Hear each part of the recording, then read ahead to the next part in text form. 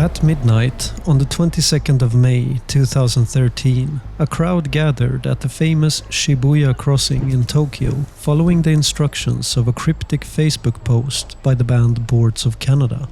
Unbeknownst to the audience, they were about to hear the band's first new music in nearly a decade. The moment also marked the beginning of the end of a viral marketing campaign for their new record, Tomorrow's Harvest, which had begun a month earlier. It was an intricate and immersive campaign that had fans go on a global scavenger hunt for hidden albums, break cryptic codes, scan multimedia for clues, and finally end up at a secret location in the middle of the Californian desert. Yes, really.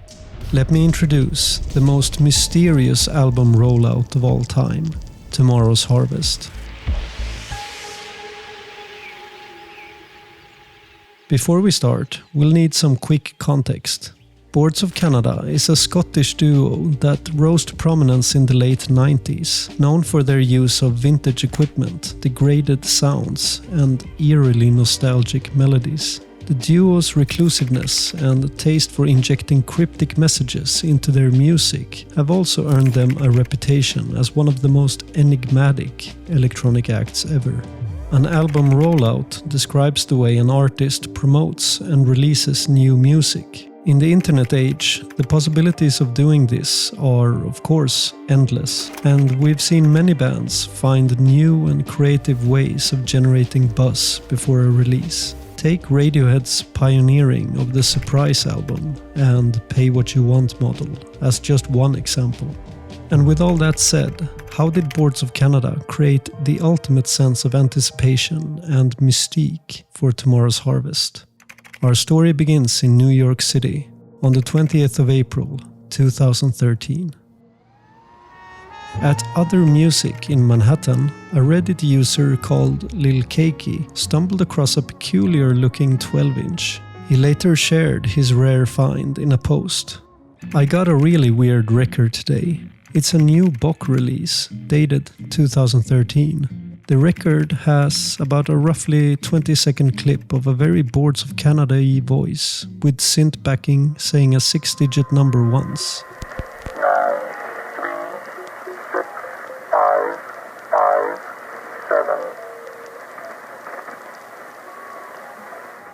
On the front of the record, Boards of Canada is written, and beneath that a series of dashes, slashes and X's are arranged as follows. Clearly, I have one of 6 similar Boards of Canada records released today and distributed randomly around the world. I think that if all the numbers are gathered and arranged in a proper order, we might be able to figure something out. Assuming that the 6 digits replaced the X's, at this time no one knew anything else about the nature of this mysterious code.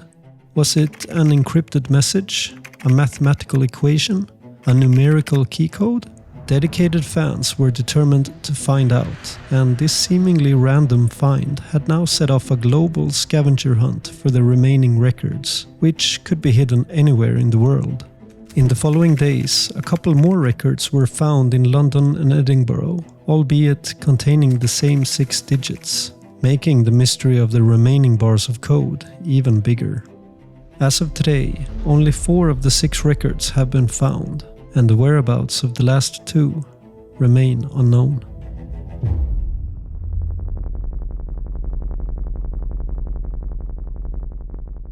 Two days after finding the first record, the mysterious cipher was spotted once again, this time in an annotation to a YouTube video uploaded all the way back in 2009 by an account long suspected to be associated with Boards of Canada. Though it only flashed on screen for a measly 0.1 seconds, it was enough for the hardcore fans to catch. There was just one problem. No digits. Instead, the cipher appeared alongside the words, "One got fat."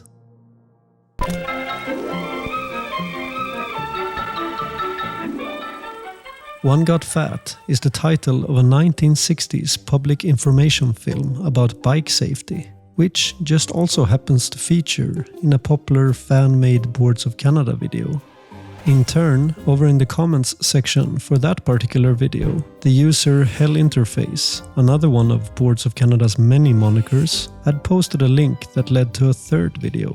It contained distorted clips from the old TV series Little House on the Prairie. The description of that video then linked a fourth and final video. The fans who made it this far were treated to this.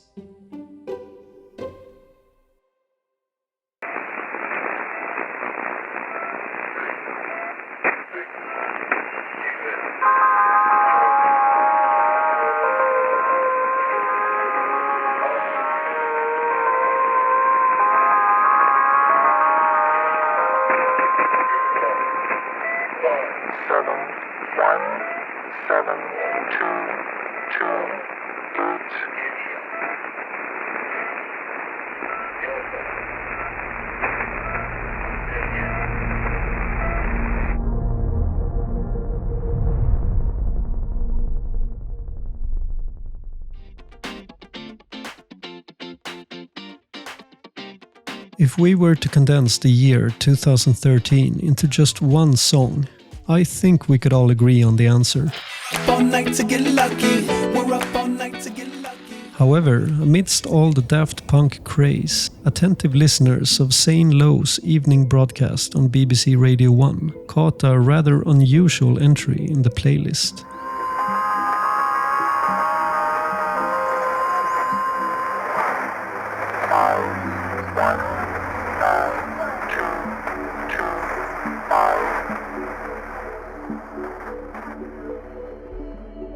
On the same evening, across the pond, NPR played another set of numbers, although, to the frustration of many, I'm sure, there was no clear hint of its position.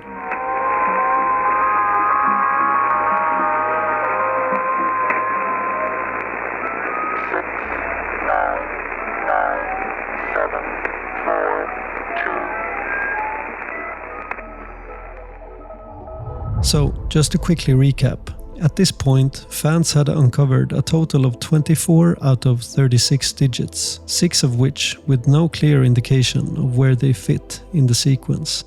Now they would have to hang tight while Boards of Canada prepared to make things a bit more tricky. 3 days later, a user on twoism.org, an online fan community, realized that something had changed in the website's banner. The banner had been overlaid with an image resembling the visuals from the video that gave away the second set of numbers. While fans searched for clues all over the site, one tech-savvy fan cracked the code by running software on the image itself. It revealed the following. Hidden within the binary data of the image were links to a couple of private SoundCloud tracks titled as the Greek letter sigma. Though in maths, this symbol is also used for summation. The tracks consisted of pure static with accompanying art of a signal mixer summing 2 inputs. I'm sure you can guess where this is going.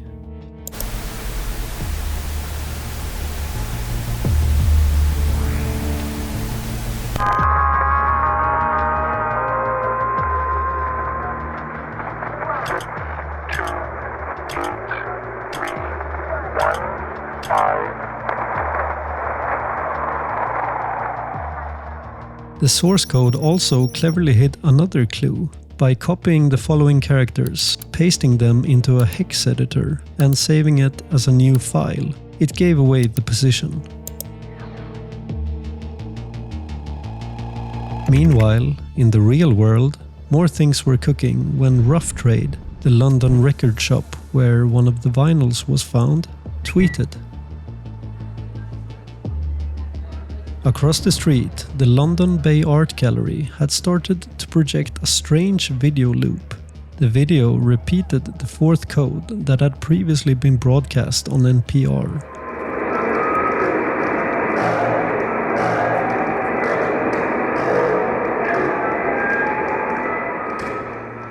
And this time, it also gave away the position.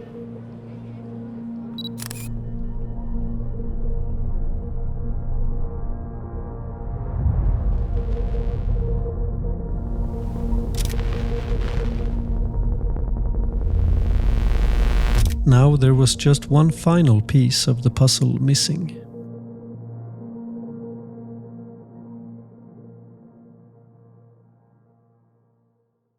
On the 29th of April, fans discovered that when they tried to visit Boards of Canada's website, they were redirected to a mysterious site called Ancestral Transmissions. The strange page required a password to enter.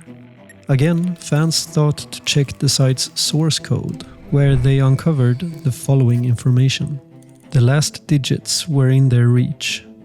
Coded into the site's header, an unusual entry called Nuevas Semillas, Spanish for new seeds, was the final clue that tech nerds needed to solve the puzzle.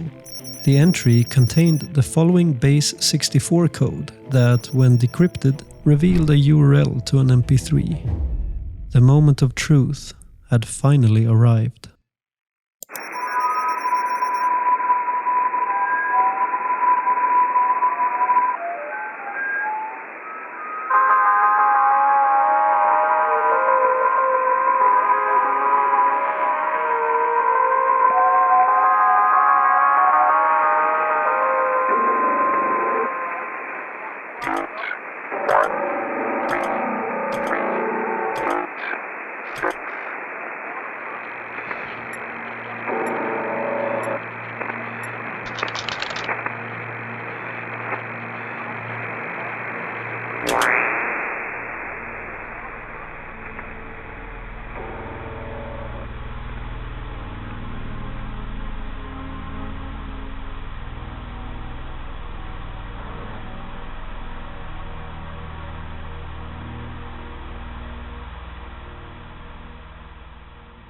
And there you have it, arguably the greatest, most mysterious album announcement of all time.